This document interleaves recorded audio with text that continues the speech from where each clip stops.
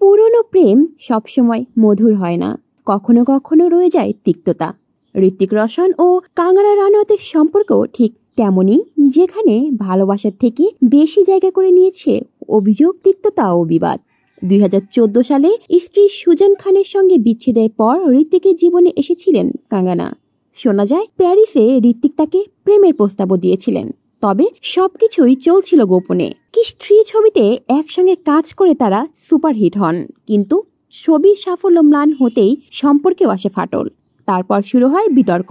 কাঙ্গনার অভিযোগ, ঋত্বিক নাকি তাকে ভুল প্রেমের ফাঁদে ফেলে মন নিয়ে খেলা খেলেছেন। এরপর তো ইমেইল কাণ্ড। কাঙ্গনার দাবি, ঋত্বিক তাকে আপত্তিকর ছবি পাঠাতেন ও এমন ছবি চাইতেন। ঋত্বিক অবশ্য এই অভিযোগ সম্পূর্ণ মিথ্যা বলেই আইনি পদক্ষেপ নেন। 2015 সালে কাঙ্গনা রানাওয়াত এবং ঋত্বিক রোশনের মধ্যে ইমেল বিতর্কে বলিউডে রীতিমতো ঝড় তুলেছিল।